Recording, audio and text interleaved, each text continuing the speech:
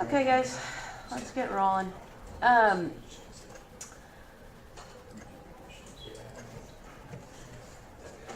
right, so we're continuing today in, I want to say chapter 5. Is that okay. And I wanted to give you guys some information about a test that's, why isn't that on? Okay, just a moment here. I want to give you guys some information about a test. So we're going to be having our next test a week from today. It's going to include topics from Chapter 3 and Chapter 4. So I will probably give you some more hints about what looks good for that test. Monday, because and Wednesday, because I really want to have a chance to look at you guys' homework and admire your expertise and sort of pull together where we are. Do you know what I'm saying? So it's kind of good to be like, oh yeah, that one was a fastball down the middle. I like that. So I want to just have a chance to be all the way there before I give you too much information about it. But it'll be the same format as the last test. And it will not be designed to be tricky. It will be designed to cover the contents that I've already covered for you. Okay. You might see one that's fresh, but if it is fresh, it'll be fastball down the middle. If you see one that's a repeat, it could come from lecture notes or homework assignments, or the book, I guess, as in book examples. That type of thing I figure is always fair. So things that I'll be keeping in mind. All right, so then now let's see if my camera works.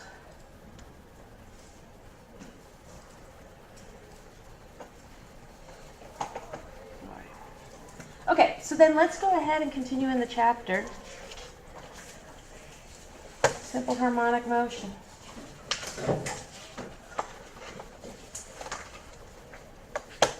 Okay. So today we're going to do some of the math that relates to it. You want to hit those lights, Jeremiah? All right, so let me make sure I'm picking up exactly where my notes were last time. Make sure I know what I said last. Oh, sure. So we were talking about Hooke's law.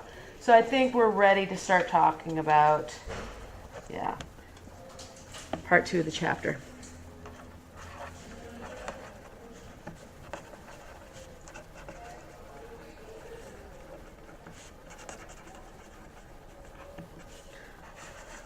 All right, so in simple harmonic motion, we are going to think about a general system in which we are going to expect simple harmonic motion. That means it'll be under the effect of a net force that looks like Hooke's law.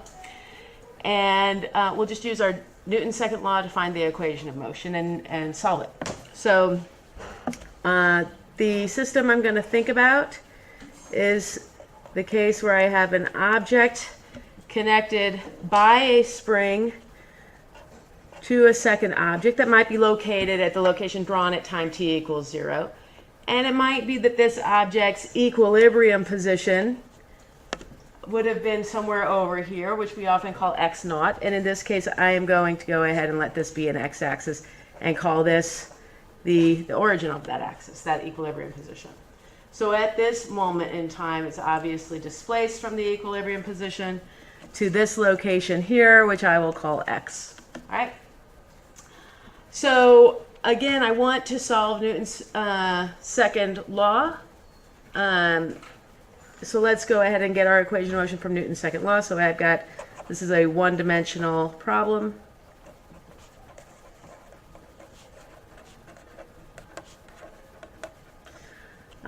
In this case, I have a purely horizontal and frictionless surface. That's the only, I sort of needed that to be the case so that my system would exhibit simple harmonic motion. So what that means is that I've got a weight here. I've got a normal force here that is simply balancing the weight. And I have some sort of force from my spring, which when it is deflected to a positive x is directed, when the deflection is to a positive x, the force is directed in the negative x direction. So I can go ahead and plug in here that the only force sum of all x components of forces is going to give me kx. And that is equal to m d2x dt squared. And my equation of motion then is d2x dt squared is equal to minus k over m times x. And what I'm going to do at this time is make a perfectly acceptable mathematical substitution where I'm going to define omega squared as k over m.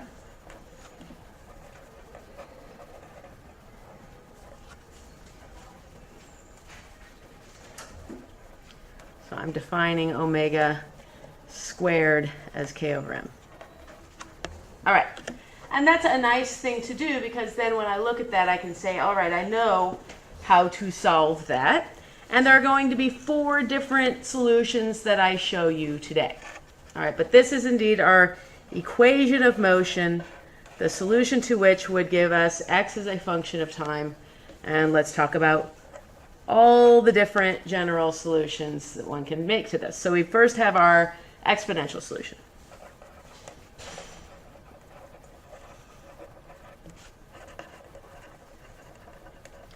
So again, this is sort of a differential equation, the type that you have to sort of look at and guess the solution. So if you had guessed an exponential solution, the thing to have guessed would have probably been maybe x as a function of time is like proportional to e to the I omega times time. Because in that case, dx dt, and to make that an equality, we can make that an equality. What number do I want to use? I'll use C1. Okay, so in that case, dx dt is this, and d2x dt squared is something else. I'm going to let you guys complete those while I complete them as well.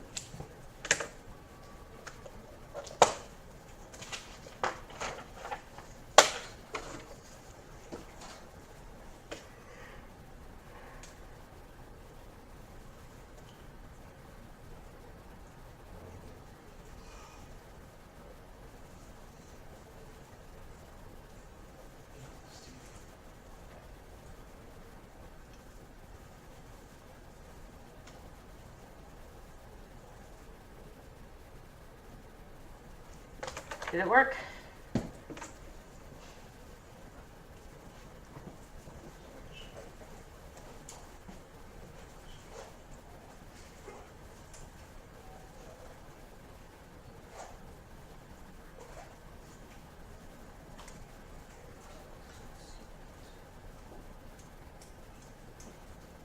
Checks out.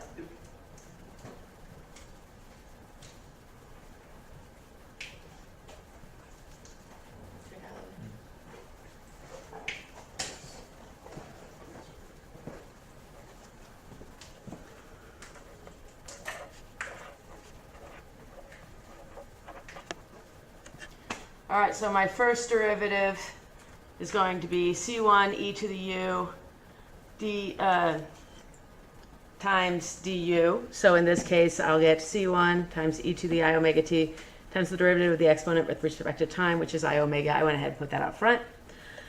And similarly, for my second derivative, I'm going to get another I omega, which will give me a negative omega squared out front, C1 e to the I omega t. And I notice here that this guy is already x. So indeed, this guess does solve my equation. But I have a second solution to keep in mind, which is that x as a function of time could have been equal to a constant times e to the minus I omega t. Let's check that out as well.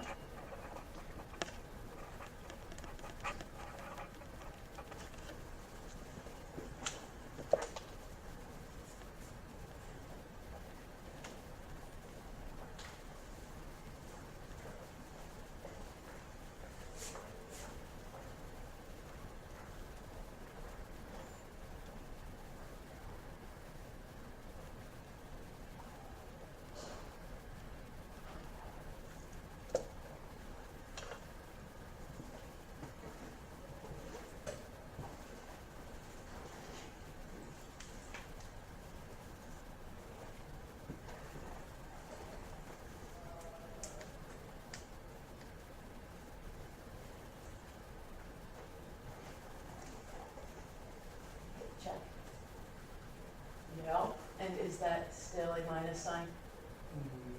No. Or, yeah. Yeah, yeah.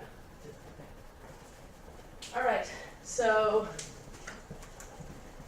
in this case, I get a negative I omega C2 e to the minus I omega t. And for my second derivative, I get another I omega, so I get negative 1 times negative 1, which can give me positive, times I squared, which will give me a minus sign, omega squared, C2 e to the minus I omega t. Again, that is still x in this case. So both of these functions are solutions. And both of these exponential functions are solutions. So the most general solution must be a linear combination of those functions.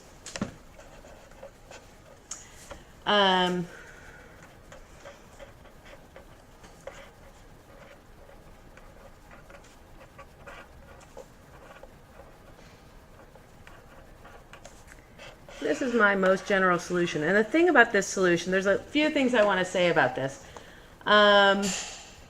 It is, in this expression, C1 and C2 are complex numbers. It is, I would say, the most general solution.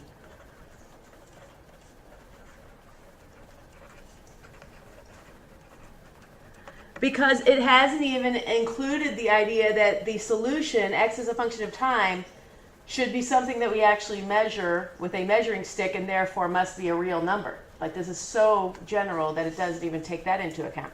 So that there are actually 4 degrees of freedom in terms of fitting this. The fact that x as a function of time must be a real number is going to knock out 2 of those. The idea that a general solution is equal to a linear combination of each solution has a name, and it is the superposition principle.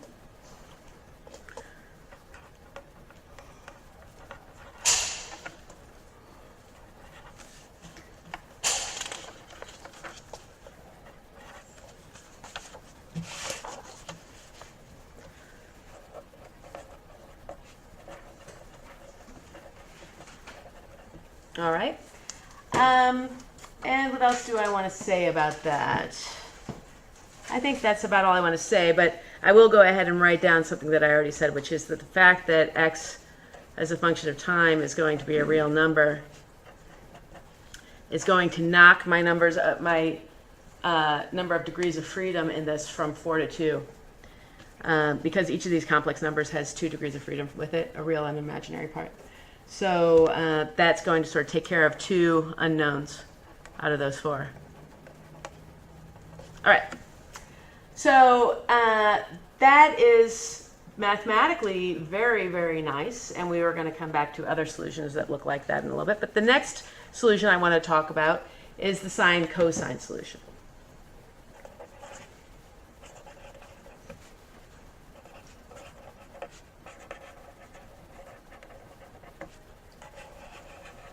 Okay. So in general, we could have already noted that, hey, I don't like this solution.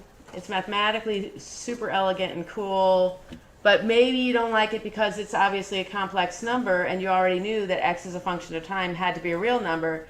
So instead of making this guess, you might have said, I don't want to make that guess. I'd rather make a guess where x is equal to a real function. So then I would have to think a little bit longer, and I would say, okay, what are the real functions for which the second derivative is equal to a negative constant times the original function back? And we would have obviously found that we have x as a function of time could be proportional to cosine of omega t. And in order to make that an equal sign, let's go ahead and put a constant of proportionality out front of that. And your book calls it B1, so that's what we'll use.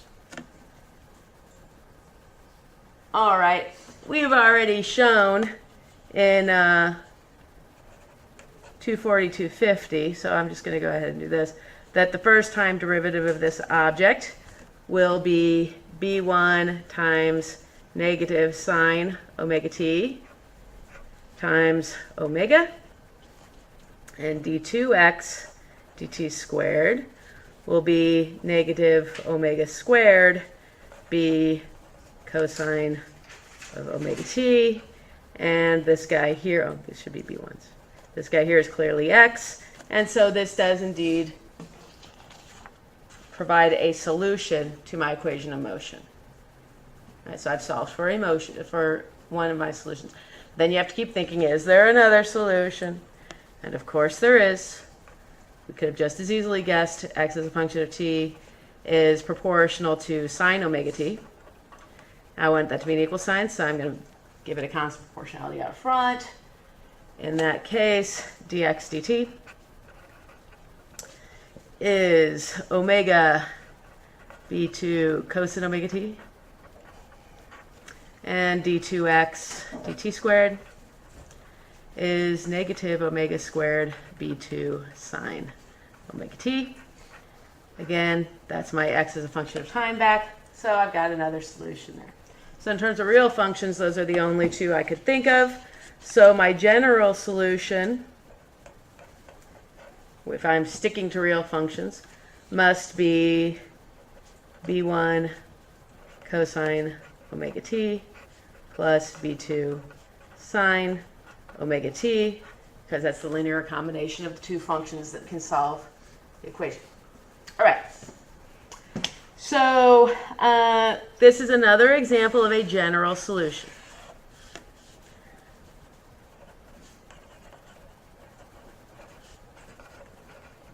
But it already takes into account that I expect real functions. All right. And this is where the name simple harmonic motion comes from. So we call this type of motion, where x can be written as a linear combination of these two trig functions, simple harmonic motion, because it is a linear combination of sine and cosine, and those are considered to be harmonic functions.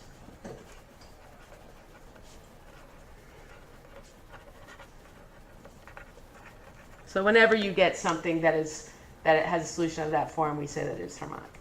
Okay. And then you might be thinking, well, what are B1 and B2?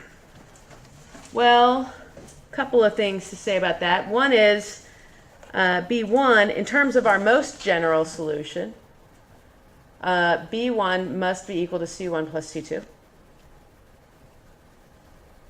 Kind of just winging it on that, but sure looks right to me. And B2 must be equal to C1, and let me think how do I do this. So I'm going to have I times C1. All right, I'll go ahead and write that out. I times C1 minus I times C2. All right.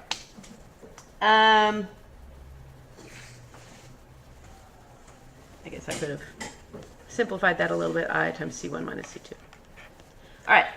So that's in terms of mathematics. That's what B1 and B2 are. But, let's think about it in terms of the physical situation. Because this is really, in my opinion, the benefit of this solution is that it already takes into the fact that this is something physical that will be measured and therefore must be a real number. It means we can relate it to things that have been measured. So B1 must be equal to, well, when t is equal to 0, the second term is 0, and b1 is equal to x. So b1 is equal to the value of x when t is equal to 0. So that's got a nice physical meaning, because this is a slightly more physical general solution.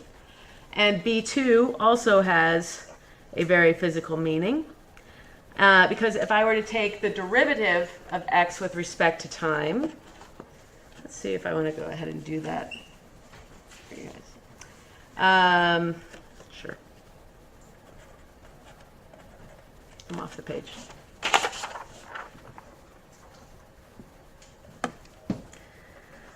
Then I get omega b1, negative omega b1, sine omega t, plus omega b2, cosine omega t.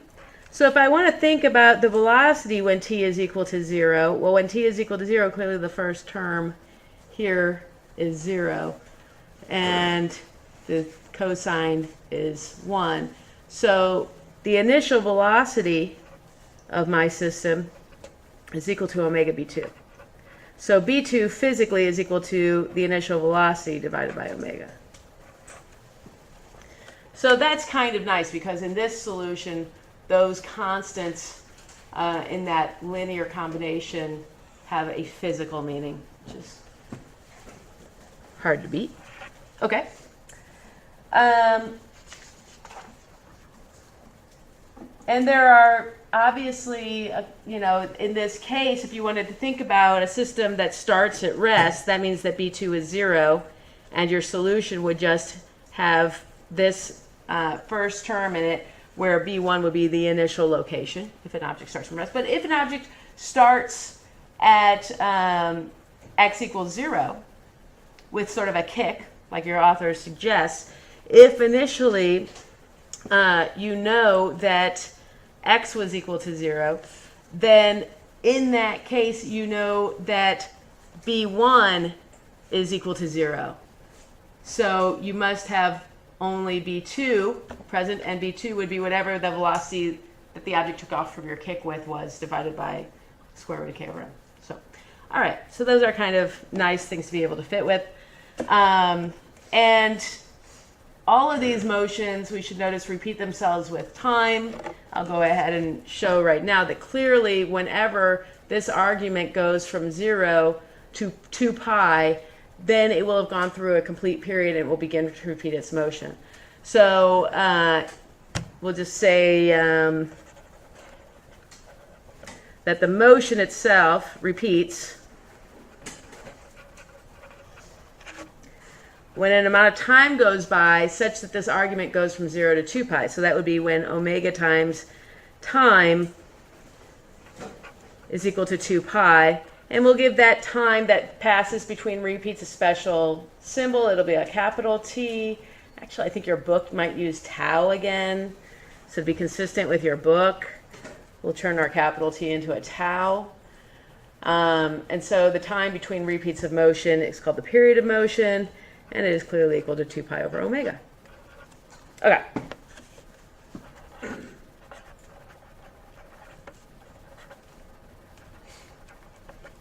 All right. So let's go to another solution. Another way to mathematically represent the solution to our equation of motion would be to use the phase-shifted cosine solution.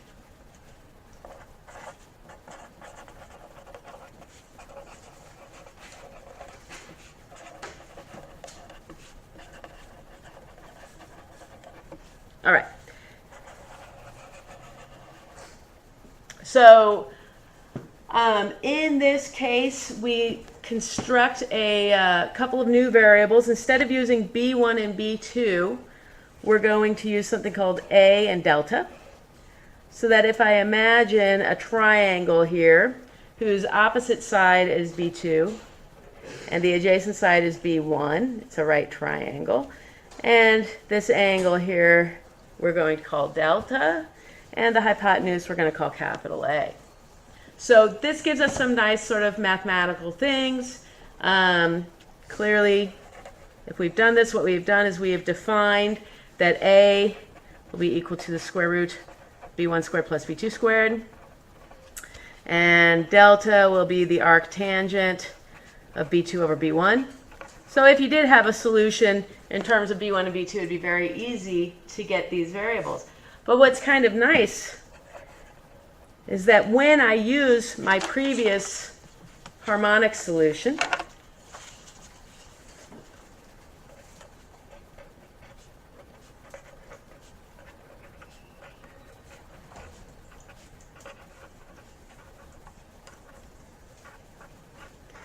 I might think about, why not just divide both of these by A? My equality will still hold so long as I multiply by A.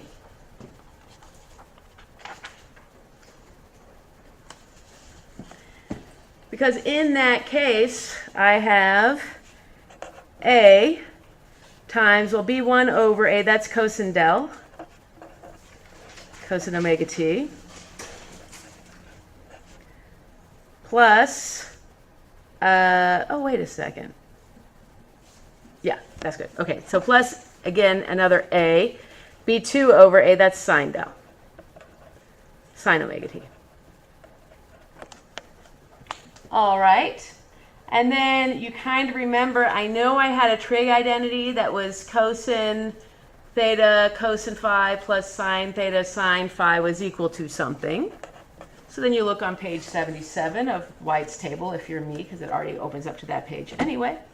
And you say, oh, that's cosine of omega t minus del. Do you guys still have tables of integrals? Does anybody here own a table of integral anymore? No, but I want to get one. You should. They're really great. But I mean, I don't know. I don't know if you should or shouldn't. It's kind of, I feel like my professor telling me to get a slide rule, and I was like, yeah, no, that's, I don't know if you need one, because I guess you always are going to have internet access, and you could just be like, what was that trig identity? I might want to go camping. That's true. Okay, you're right, you're right. So anyway, so I still pull that off the shelf. So this is another solution that is, again, quite general. We'll just note that this is a general solution again.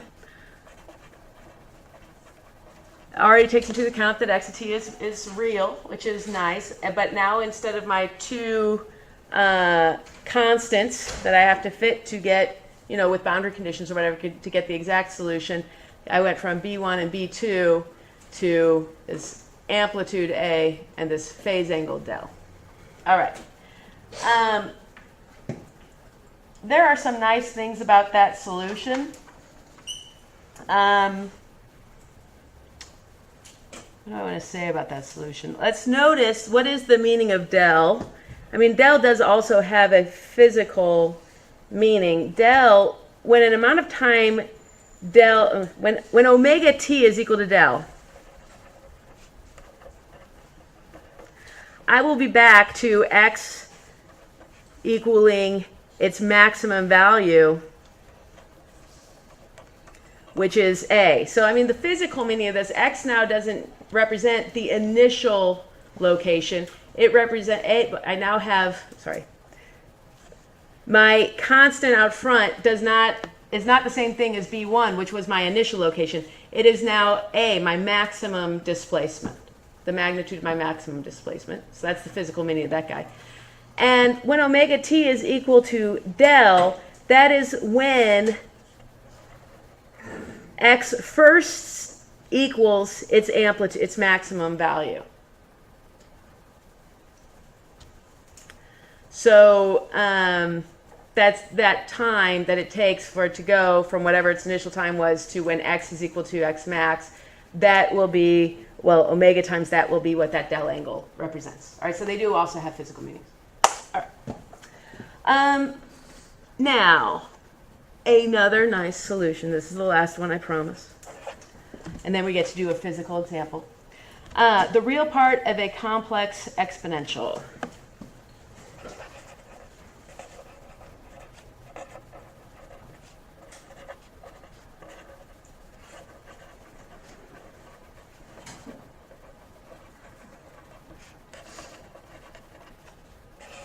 That says solution at the end, solution. Okay, so what we see from up above here, I mean, I could just sort of jump to it and say, obviously, if that's the case, then I can just write x as a function of time is equal to the real part of a e to the I omega t minus del. That would kind of be good enough for me, but we could do a little bit more with it if we want to. You know what, there's a little bit of cute math involved. Maybe I will show you that, how it works. All right, so we're going to actually get this.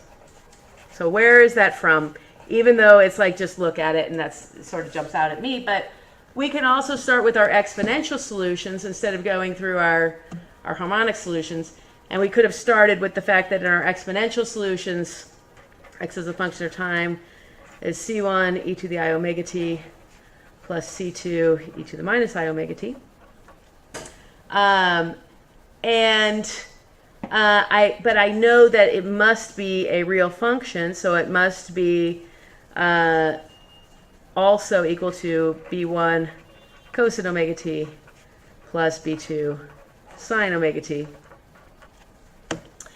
And I can sort of look at both of these guys and I can see, well, all right, if that's the case, then b1, since these two must be equal to each other, b1 must be equal to c1 plus c2.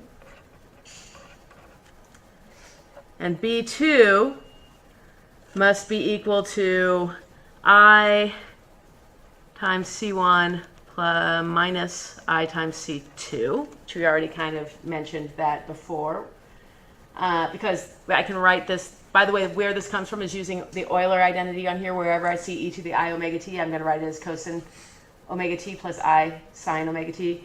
And wherever I see e to the minus I omega t, I'll write it as cosine omega t minus I sine omega t. And then note that the similar terms must have equal constants in front of them. Okay. All right. So in this case, I kind of have these two equations. I would kind of like to add them up if I could and cancel things out. So what I'm going to do is I'm going to take this first equation and multiply it through by I. Then I can do some nice two equations, two unknowns stuff. So for instance, I will get I b1 plus b2 is equal to 2I c1.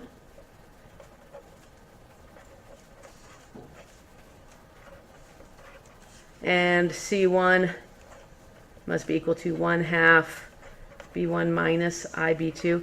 This is the type of thing that I really get wrong in front of groups all the time, but okay. If it's wrong, we'll find out. Similarly, I can subtract the two equations, and I get I b1 minus b2 is equal to 2I c2. And c2 is equal to 1/2 b1 divided by plus. Because you're dividing I from both sides. Right here? Yeah. Dividing that one. So I wrote b2 over I is the same thing as negative I b2. Right. But you're correct. So then I've got plus I b2. Same sort of thing here where I'll have a negative b2 over I, which can be the same thing as negative I times b2, which is I times b2. Okay, so I get these relationships between my b's and my c's. And when I look at them, the thing that jumps out at me about these relationships is that C2 is the complex conjugate of C1.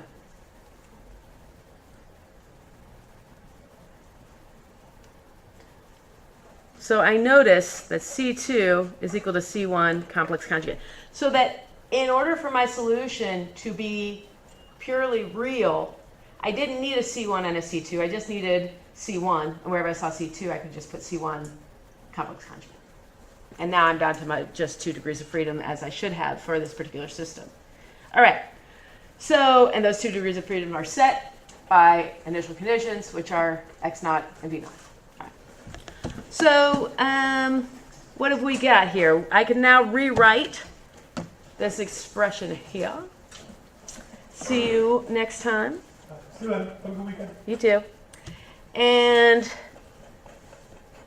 what I get is, I'm just going to go ahead and do my substitutions. C1 e to the I omega t plus C1 complex conjugate e to the minus I omega t. And then I notice not only is C1 C2 the complex conjugate of C1, but this whole thing is the complex conjugate of that whole thing. If I called this whole thing here Z, this whole thing here is Z complex conjugate. All right? So that means that if I take the sum of something and its complex conjugate, I just get 2 times its real part. So I get 2 times the real part of C1 e to the I omega t. But here's the thing. C1 is a complex number. So it's not going to just be a real number times cosine omega t. I need to think about that C1 a little bit. What I'm going to do in order to think about that is I'm going to define C as 2 times C1.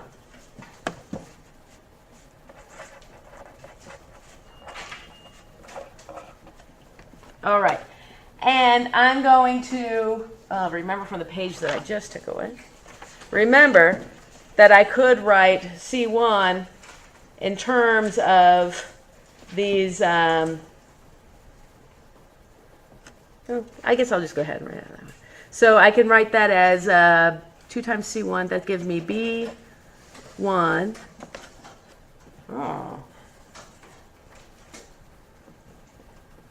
Minus IB2. Good enough. All right. Now, I'm going to go back here and notice that that complex number has a magnitude of A. Remember that? So magnitude of the complex number is the square of the real plus the square of the imaginary quantity square rooted. You guys okay with that? Okay, so this guy here is a complex number whose magnitude is A and whose phase angle is negative del.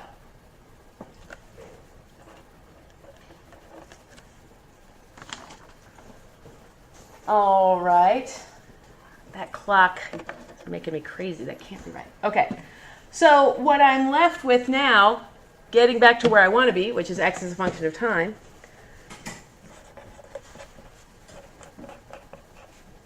is the real part of 2c1, which is also known as a e to the minus I delta, just substituting for sort of this guy,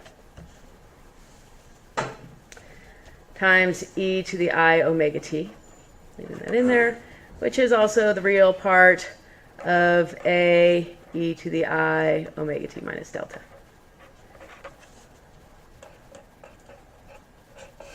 That's the long way to the answer. The short way to the answer was to look at this function and say, clearly I could write that as the real part of an exponential that must have this form and be related to those exact same variables a and delta. But you can do it the long way too. All right. So the cool thing about this expression is that it's great. That's a stupid thing to say, but like this is something that we use a lot. Like, remember when you were in 240, 250 and we did phasor diagrams and we did that during AC circuits? We should have done that all the way back at the beginning, but we just didn't want to freak people out with all this imaginary number stuff at that time in their math background. But now you can realize that we can also make phasor diagrams, or phase diagrams is really what they're generally called, for any harmonic function. And what we will get is we'll sort of get a circle. If I wanted to think about x as a function of time, x here is here, and then this is just the imaginary axis. So what I will have here is I will generally allow x as a function, so let's call this real. I'll generally allow x as a function of time to be a complex thing, just noting that its real part will be the only thing I can ever measure. And when that's the case, then I will have some sort of, maybe when t is equal to 0, I might be here. So that this would be my x naught. Noting that this guy here is that negative delta angle. So I'll say x naught is equal to the real part of a e to the I, minus I delta.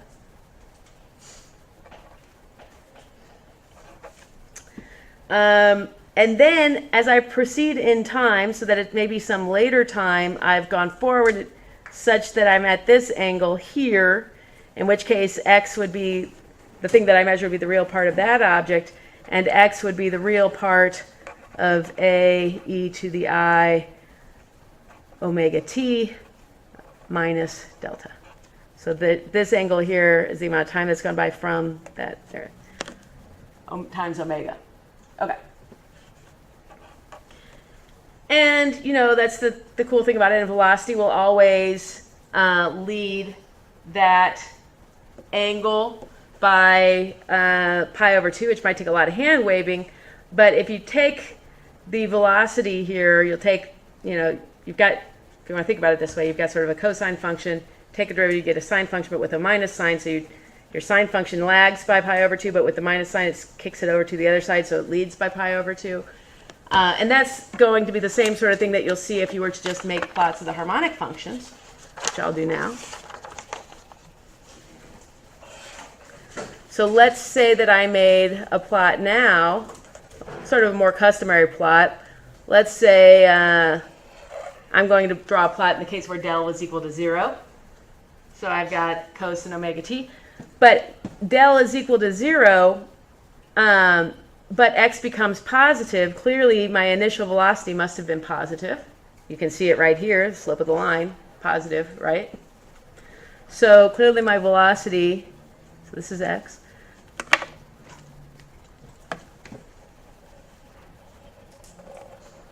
So my phase angle for my velocity at t equals 0 is pi over 2. It's already at its peak. So that's another case in which you can say, oh, yes, it leads. The phase angle associated with the velocity, if I wanted to use the same function, such as cosine, to describe both of these, the phase angle I'd have to ascribe to velocity would have to be pi over 2 more than what it was for location. So it all kind of hangs together, but I'm going to give it a chance to sort of gel with you guys and use it as you need to, because I would like to start an example. This is such a good example. I love it. All right, the bottle and the bucket.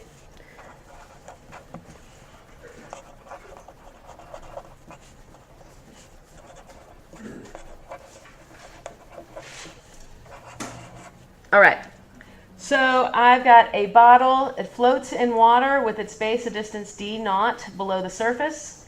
Then you push the bottle to a new displacement d and release it. And I want to find the angular frequency of the resulting oscillation. I also want to know that if the initial displacement was 20 centimeters, what would be the period of the oscillations? So a bottle floats in a bucket of water with its base a distance d naught below the surface.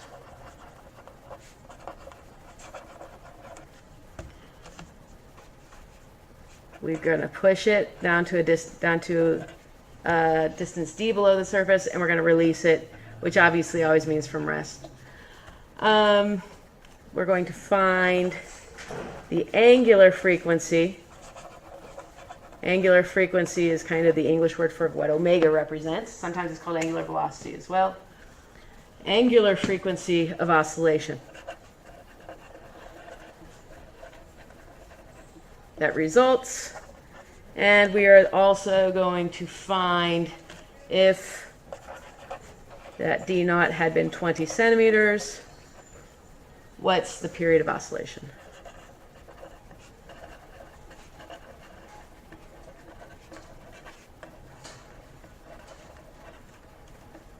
Okay, so in this case, I'm going to go ahead and draw a picture. I've got a bottle, and the bottle is really intended to be drawn by, as drawn by your author, it's kind of intended that you can treat it, so here's this distance d naught, that you can treat it like it's sort of like a cylinder as it sinks, so that you could sort of think of it also as just a cylinder. A can would be fine too. All right, So I'm going to take that object and I'm going to push it down a little bit so that it's now at this new depth, D. And I need to give this object here, or that distance there, a name, and I'm going to call it negative y. Because y is going to be the height of the bottom of the bottle relative to its equilibrium position, and I want it to be only positive when it was up above. And I'm out of time, so we're going to pick it up from there next time. Have a good weekend.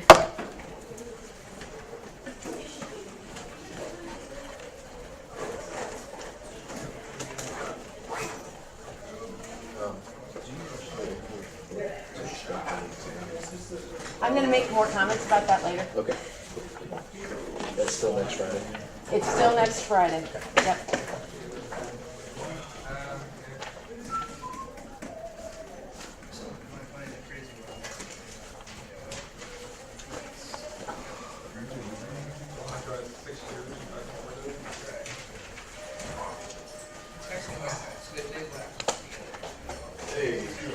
Yes, sir. Let me turn off my recording. I'm gonna have those notes you gave me uploaded by this weekend. Awesome. For sure.